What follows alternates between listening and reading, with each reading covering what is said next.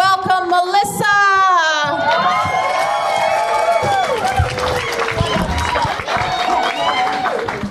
Thank you. Thanks, Jan. Woo! Hi. Thank you so much for being gentle. It's my first time. So I was born and raised in Surrey, but I'm not your average Surrey girl. I got beat up in high school for being a virgin. My dad's pretty proud. People always ask me, they're like, Melissa, why are you so positive? How come you're always in such a good mood? They call it cannabis, not cantabis. I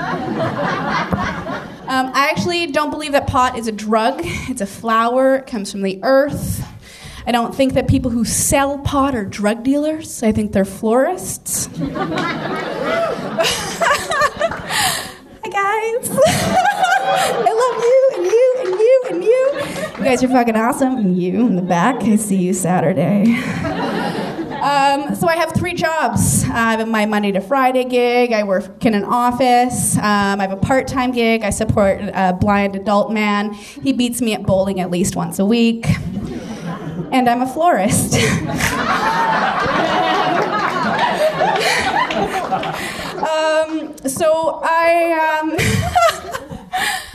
I work in an office with some fantastic humans who happen to be here tonight.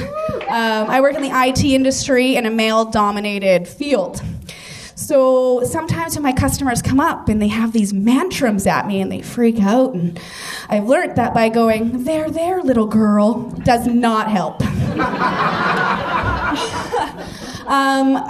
Like any office job, I do happen to get spam emails. Somehow I end up getting these ones that are super positive, though. Like, if you can dream it, you can achieve it. Turns out it was an erectile dysfunction ad. Won't work.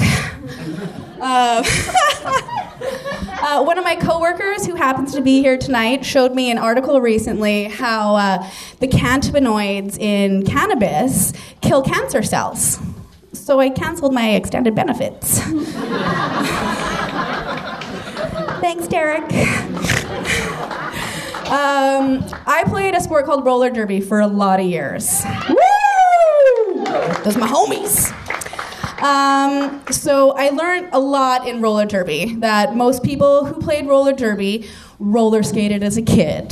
They like alternative sports, or they need an excuse to catch the gay. However, if you join roller derby and you catch the gay, and then you quit, you can catch the straight too. I'll just let that sink in for a minute. In roller derby, it's super acceptable for a bunch of ladies to get together and pull down their pants and compare bruises. The bigger your hematoma, the bigger your bragging rights. I also learned that skate rape is a total thing. It's where you land and you go one wheel in the front and one wheel in the back, and oh, fuck, that hurts. You guys are awesome. I moved in with my grandparents about a year ago. It's the best thing I've ever done. If you guys have a chance, hang out with your grandparents.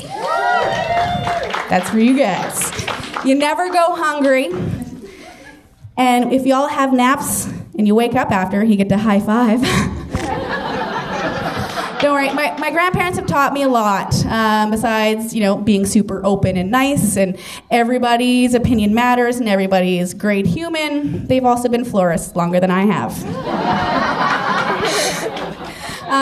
I was super lucky growing up in Surrey, where I have the coolest dad. Not only does he have a curly mullet and a Fu Manchu, but he taught me how to dirt bike when I was 6. He took me on a dirt bike and we jumped a car when I was 10. It's like I have no fear because of this dude. He also taught me how to dance. So he said, hey, just have a seizure and then smile. I'm wearing heels, that was weird. So my dad taught me one lesson that I've taken through my whole life. And he goes, look, if you're feeling gassy and you need to burp, just burp, excuse me. And it cancels everything out. Awesome. I have one last shitty joke, and I'm going to leave it with you guys. Have you ever taken a shit that feels so good, you thought, maybe I am into anal?